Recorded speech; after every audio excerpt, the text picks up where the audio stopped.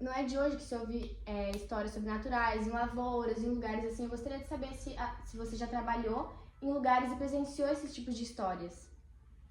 Então, Giovana, eu trabalho em hospital. E desde quando eu ainda estava na graduação, que a gente ouve histórias, porque o hospital é um local onde tem muitas mortes. As pessoas não querem morrer. Muitas delas não querem. Ou se em algum determinado momento elas tiram sua vida, é por conta do sofrimento, de alguma dor. Então você imagina essas pessoas que morrem no hospital, quantas pessoas, né, quantos sentimentos envolvidos. E sim, eu pessoalmente eu nunca vivenciei, mas tenho muitas colegas que já viram, eu já ouvi, por exemplo, um local onde só tava eu, uma outra colega, a porta abrir ou alguém bater na porta e a gente, quem é? E não ter ninguém no corredor onde a gente trabalha, que é um corredor, né, mais afastado. Mas é claro que na minha infância, era muito comum das pessoas mais idosas, avós, mães, contarem histórias, lendas urbanas, história de saci, de mulher do banheiro, várias histórias. Não sei se esse foi o motivo, mas eu lembro de uma história que aconteceu comigo eu tinha 5 anos. Eu sei relacionar, sei associar essa época porque minha mãe estava gestante do meu irmão e a nossa diferença de idade é 5 anos. O que aconteceu? Eu tinha muito medo de ver as coisas, não sei se era por conta das histórias que a minha avó contava e a minha mãe contava, mas eu tinha muito medo. Então um dia minha mãe estava tomando banho no banheiro e a minha irmã, na época tinha 4 anos, estava sentada no chão, do jeito que a gente está sentada aqui, ó, perninha dobrada, igual borboleta. E eu atrás dela e a minha mãe falou assim, era noite já, não lembro o que a minha irmã estava assistindo, mas era noite, minha mãe estava meio filme, minha mãe saiu e falou, Amélia, fecha a janela pra mim. E eu falei pra ela, não, mãe, eu não vou, porque eu tô com medo. Fecha a janela. E eu não fui e continuei ali. Eu continuei ali e quando eu olhei pra janela, não sei se isso foi minha imaginação, o que é que foi, eu vi do outro lado da janela um esqueleto mesmo, uma caveira, que segurava aqui e ela ria assim. Quando eu vi aquilo ali, eu com 5 anos, foi um berro que eu dei. Eu não sei se foi da minha imaginação ou medo que eu tinha por conta das histórias que já eram contadas já, tanto para mim, para os meus irmãos, mas eu não conseguia dormir. Eu lembro até que a minha mãe precisou nessa época ligar para um tio meu, porque meu pai estava viajando, para dormir com a gente, porque eu fiquei muito assombrada. E em casa eu sempre era a última a dormir, né? Então já teve uma outra vez, deitada também no colchão, e é uma sensação muito estranha. Por exemplo, eu estava deitada, minha irmã já tinha dormido, a cama do meu pai e da minha mãe, assim, a gente no colchãozinho do lado para não dormir no outro. Eu, acordada, porém deitada, percebi a hora que a porta do guarda-roupa se abriu. A porta do guarda-roupa se abriu, eu olhei, mas eu fiquei parada, eu não conseguia falar, não saía grito, e eu via que alguém com uma capa saía e em passos lentos ia no pé da cama do meu pai e da minha mãe para fazer a volta e chegar até a gente. E eu não conseguia, aquela agonia, como se eu tivesse anestesiado, eu não conseguia falar. E foi parecida nessa época mesmo, eu devia ter uns 5, 6 anos, como meu irmão já tinha nascido, mas era bebê, uns 5, 6 anos, e eu fiquei anestesiada, eu não conseguia me movimentar. Até que em determinado momento eu consegui, chamei meu pai e chorei muito e fiquei com medo, né? Em hospitais, eu vi uma história de uma colega minha, né, que eu trabalhei já no pronto-socorro de Várzea Grande, ela contando de uma criança que no hospital não tinha. Nesse dia eu tava no plantão, né? Eu estava no plantão. E tinha uma criança que estava com muita febre e estava com falta do analgésico que a gente utiliza, que é, de um antipirético que a gente utiliza, que é para febre, Sim. que é de pirona, não tinha. E aí tinha o pai dessa criança, era uma criança com síndrome de Down, que estava no box infantil junto com a gente ali. E ela falou assim, a gente não tem o analgésico, você pode comprar, né?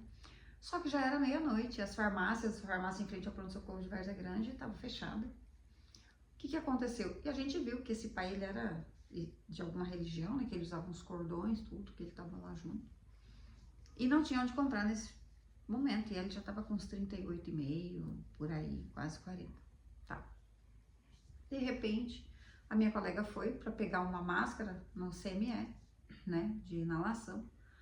E ela viu a hora que passou uma mulher que estava toda de branco também. No hospital, apesar da gente utilizar branco, não é tão comum hoje todo mundo ficar todo de branco, né? Geralmente usa um jaleco ou outro, todo de branco. Passou para ela e falou assim: entrega esse daqui para aquele pai. E deu na mão dela. Aí ela falou um nome, não me lembro qual era o nome da época. Falou que era da limpeza. Não existe essa pessoa lá.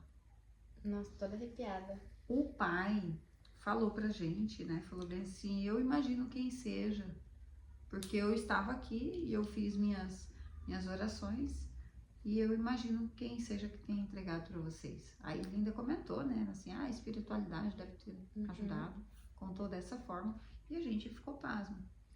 Mas é claro que tem outras histórias também, como a que eu vou te contar agora, que é um relato, né? Da minha mãe, que trabalha muitos anos no hospital também. De um colega dela, que era da segurança do hospital, 2h pouco da manhã, tem o Hospital Pronto-Socorro de Cuiabá e tem uma rampa, onde você sai ali perto do raio-x, tem uma rampa assim, né? 3 lances de rampa. E na primeira, ele viu uma menina, por volta de uns 8, 9 anos, correndo e não via ninguém, porque nesse horário você não vê ninguém no hospital, né? Um horário de não muito movimento, até por conta dos turnos de descanso. E aí, de repente, ela pegou e ele, menina, e ela correndo e subiu a rampa. Ele, menina, está com quem? Ela olhou para trás, entrou na parede. Nossa. Ele passou mal ao ponto de ele chegar a ser atendido por conta da situação que ele passou. Sim, imagino que seja uma experiência muito marcante, né, vivenciar esse tipo de coisa, até mesmo ouvir relatos. Eu gostaria de saber se já aconteceu com alguém da sua família, com mais algum parente, filhos, mais amigos, assim, ou histórias que você escutou e passou por esses lugares. O que acontece? Vou te contar uma, então. A minha mãe teve a minha irmã no hospital em Chapada. Acho que já até fechou já, um antigo hospital lá em Chapada. Então, a minha mãe, ela estava deitada, né? Era madrugada, era um tempo frio, minha irmã nasceu no mês de julho, então em Chapada é muito frio. Esse hospital, eu já entrei nele lá, porque eu tive uma filha nele enquanto... minha filha que tem 19 anos hoje, tive ela lá, e lembra muito aquelas casas antigas, de madeira, a recepção era de madeira, né? Então eu consigo imaginar o que ela passou. Minha mãe estava deitada, dormindo no quarto, né? E certa hora ela escutou um barulho que ela olhou, ao lado dela tinha um senhor bem idoso, todo de branco e chapéu, sentado ao lado dela. Ela gritou, ela tinha feito cesárea, né? E daí é uma cirurgia, né? Sim. Ela gritou com desespero quando isso aconteceu, por conta de ter visto esse senhor. E não menos comum, né? Já aconteceu também do meu irmão caçula, que ele era pequeno. A minha mãe, há um tempo atrás, ela foi fumante já, então ela sempre pedia pra gente pegar café pra ela, né? Qualquer horário. Então ele falou pra ele, né, pra pegar café. Ele foi na cozinha, pegou café. E aí passou, tinha um corredor e passou pelo quarto. Ele teve a impressão que viu alguma coisa. Ele voltou, quando ele olhou, tinha um senhor todo de branco e chapéu. Ele se arrepiou, ele saiu correndo e trêmulo, porque ele também não esperava essa situação. Sim, deve ser uma situação muito desesperadora, né? Você passar por esse tipo de situação, de ver vultos, de ver espíritos ou coisas que você se sente uma presença, né? Tem muitas cidades, por exemplo, de Curitiba, com pontes e histórias, lendas urbanas que ocorreram por lá. Eu mesmo já tive contato com um escritor lá de Santa Rita, e ele era um escritor de lendas urbanas que aconteceram por lá. Eu tenho até o livro dele que ele me deu. E nessas histórias falam sobre histórias que aconteceram por um dos integrantes dessas histórias morrerem por questão de falta de empatia, por questões de das pessoas serem ignorantes e acabarem se dando mal. Às vezes os espíritos das pessoas ficam presas nesses lugares, como por exemplo em hospitais, que por conta daquela angústia do momento, os espíritos acabam ficando presos lá. E existem muitos desses relatos, né, de morrerem por lá, ficarem vagando as almas dos espíritos. E eu também não me recordo a cidade, mas eu soube de uma lenda que ocorreu em um hospital, onde a mulher, ela chegou nesse hospital e ela estava grávida, assim, ela falava que precisava ganhar o filho, não sei o quê. E o médico, que era o parteiro, ele estava chegando, só que ele estava demorando muito no trânsito, a cidade era bem cheia, assim, na verdade não era uma cidade cheia, mas o trânsito estava bem movimentado. E aí nisso, tiveram que ir o pessoal da limpeza para fazer o parto dessa mulher, mas no final acaba que ela não conseguiu completar esse parto, não conseguiu ter a criança. E nisso ela começou a ficar muito desesperada, o parteiro chegou, mas não há tempo, a criança já estava morta, o bebê já estava morto.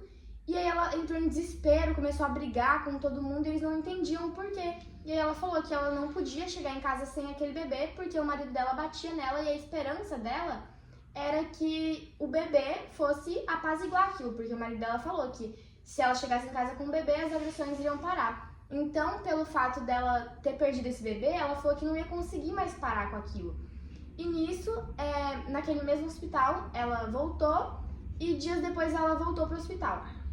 Quando ela voltou pro hospital, ela se matou ali, só que antes dela se matar, ela foi pro lugar onde tinham os bebês, né, na ala onde os bebês ficavam, e antes dela se matar lá, ela fez um ritual, e todas as mulheres que parissem lá, que tivessem seus bebês lá, as mulheres e os bebês iriam morrer. E pelo fato de ser uma cidade assim pequena e só ter um hospital lá, a maioria das mulheres iam pra lá. Então, todas as mulheres realmente que foram lá pra ter a criança, acabaram morrendo elas e os bebês. Então, depois dessa lenda, dessa história, as mulheres, elas juntavam dinheiro durante toda a gestação para poder ir em um hospital de uma cidade mais próxima, para que não ocorresse delas e dos bebês morressem. Então, essa é uma história muito interessante, é uma história também não tão conhecida.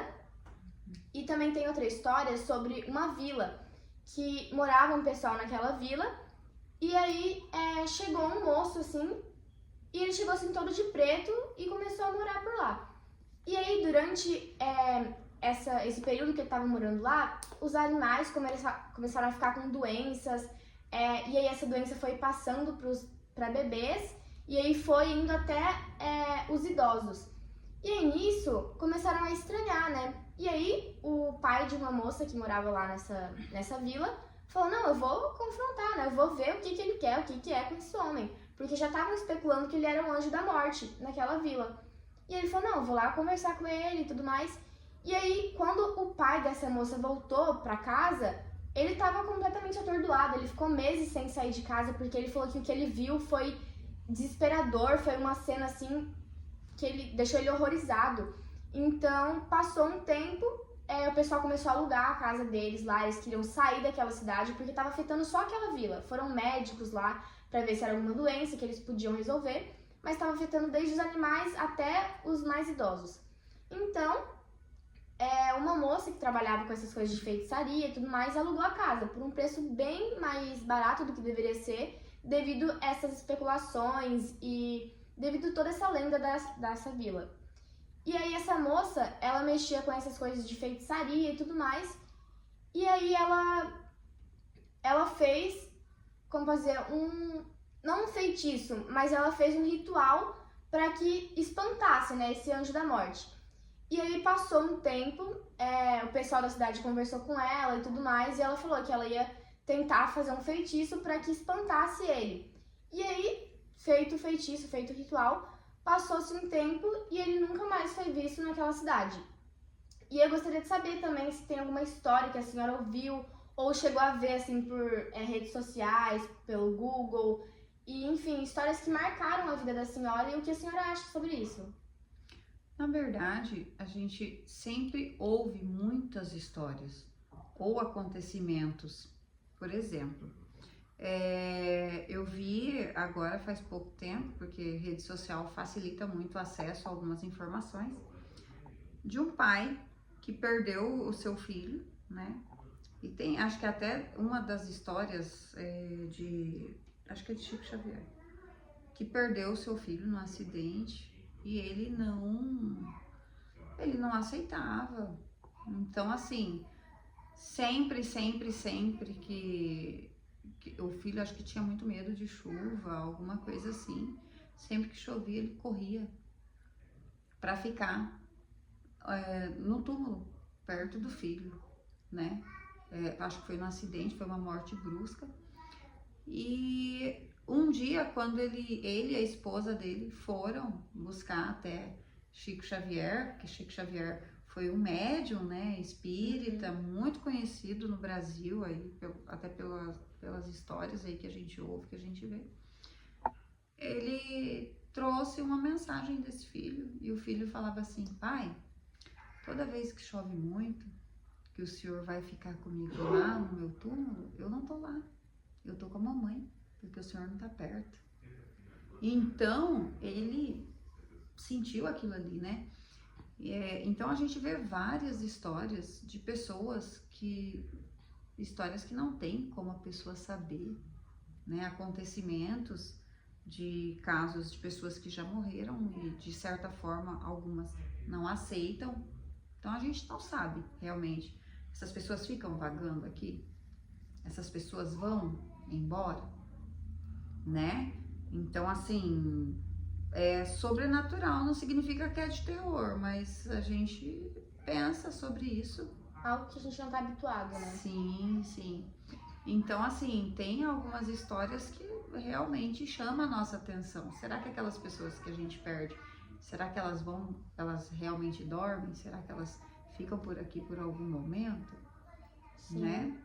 Então tem muita coisa que não explica, porque tem muito acontecimento. Aí eu vou trazer um para você que eu ouvi do meu pai, que já é falecido já, mas ele contava, a irmã dele tinha, acho que, uma fazenda, né, perto do Rio Paranazão, em São Paulo.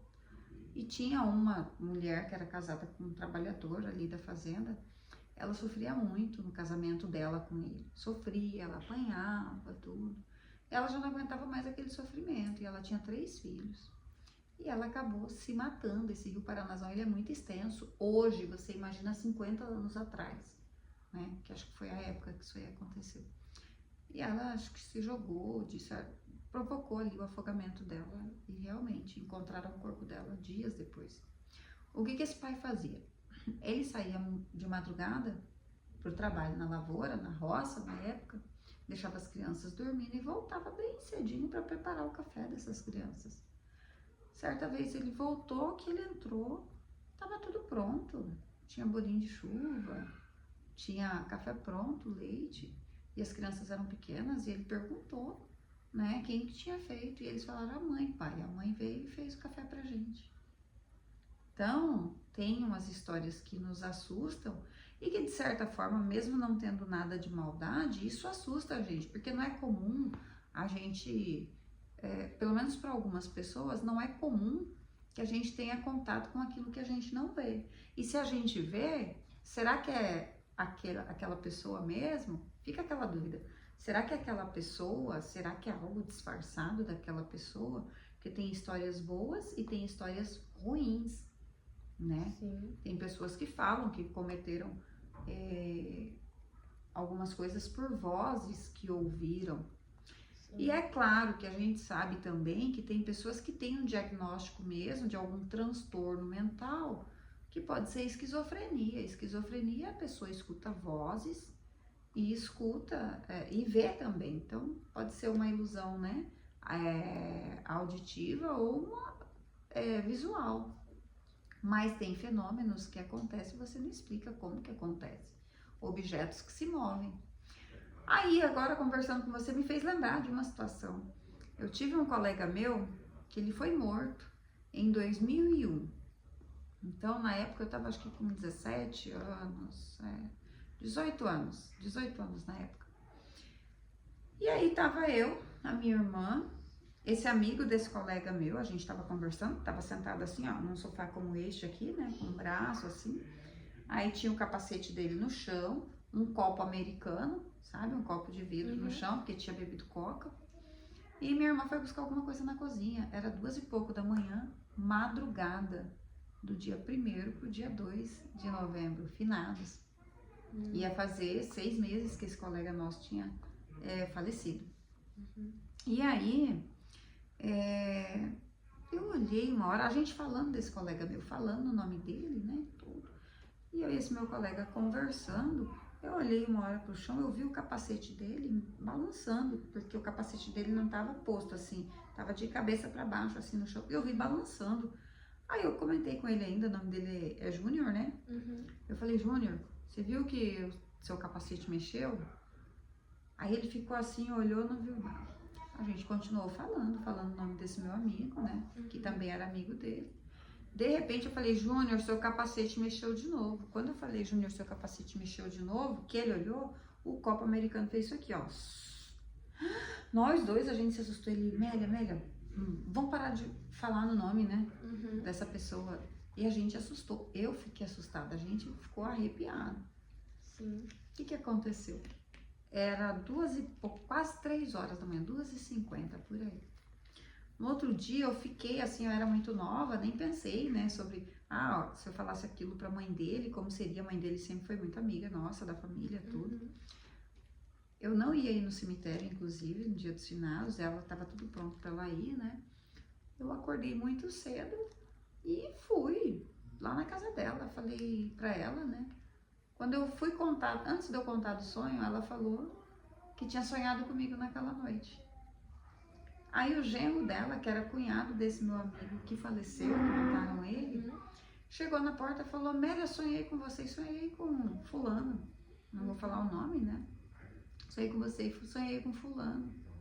Ele, né, então falando, ele estava sentado numa pedra e ele falava de mim pra ele naquela noite. Ele falou, acordei 3 horas da manhã com esse sonho. Foi o horário que eu vi esse copo mexer. Hoje eu não vejo, e eu assim, no fundo eu tenho medo, né? Então eu evito pensar, evito falar, né? Porque tem coisas, a gente sabe que tem pessoas que acabam tendo experiências que causam traumas, né? Então a gente fica com receio, até pelo fato da gente não conhecer, né? Não conseguir explicar, né? Exatamente. Então, conhecendo assim a senhora, sabendo de várias histórias também que eu pude escutar, eu queria que a senhora se aprofundasse em uma história que eu me lembro de ter acontecido com a filha da senhora, a filha do meio, que ela tinha uma boneca, daquelas bonecas que tem um cotoquinho de cabelo, e ela dormia com essa boneca. E aí, passado um tempo, ela começou a falar o nome dessa boneca enquanto ela dormia. E eu lembro disso ter aterrorizado bastante, de a gente ter ido uma vez sair no açaí e comentarem sobre isso, sobre ela ter acordado uma vez chorando, falando o nome dessa boneca e ter assustado muita gente, terem tentado afastar ela dessa boneca. E eu queria entender como foi pra senhora, né, que é mãe dela, como foi ter tido essa experiência, o que a senhora sentiu? Tá, vamos dar só um tempinho pra eu pegar um café?